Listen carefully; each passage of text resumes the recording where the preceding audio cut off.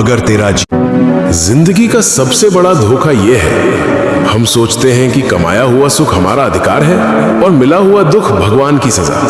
पर सच्चाई उल्टी है। दुख वहीं भेजा जाता है जहां उठने की क्षमता हो, और भगवान वहीं ठहरते हैं जहां आत्मा हार मानने लगे। आज जो ये कहानी सुन रहा है, शायद तुम्हारे अंदर भी एक टूटा हुआ हिस्सा होगा। तो ध्यान से सुनो। ये कहानी किसी एक लड़के की नहीं, ये हर उस आत्मा की है जिसे समय ने कड़ा बनाया है। एक लड़का, मेहनती, सरल, श्रद्धावान, पर किस्मत ने उसे सिर्फ इंतजार दिया और लोग ठहाके। कोई उसका श्रम नहीं देखता, सिर्फ पूछता, भगवान ने तेरे साथ ऐसा क्यों किया? और एक रात उसने आसमान से फुसफुसाया, महादेव, क्या मेरी भक्ति अधूरी थी? जवाब फिर भी खामोशी। पर वही खामोशी उसके भीतर एक नई चीख जगा रही थी, एक बदलाव की आग। वो टूट कर गिरा, पर टूटना उसकी पराजय नहीं थी, ये उसके अहंकार की मृत्यु थी।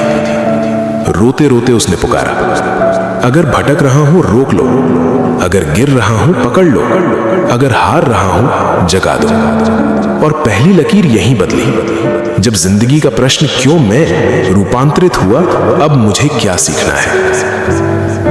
ध्यान की उस रात उसे शब्द नहीं मिले, पर एहसास मिला, साधक, मैं तेरी राह बदलने नहीं आया, तू जिस रास्ते पर है उसी को पवित्र बनाने आया हूं। ये संकेत था, भक्ति भागने का द्वार नहीं, टिके रहने का व्रत है।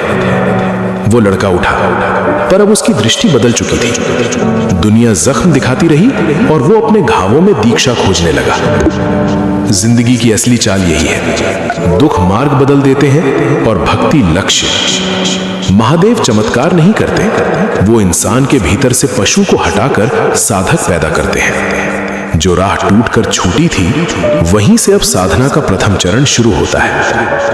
याद रखना, जिस इंसान को वक्त ने गिराया है, उसे भगवान थाम कर उठाते हैं, ताकि वो गिरने वालों को उठाना सीख जाए। भक्ति तुम्हें भागने नहीं देगी, भक्ति तुम्हें दिशा देगी।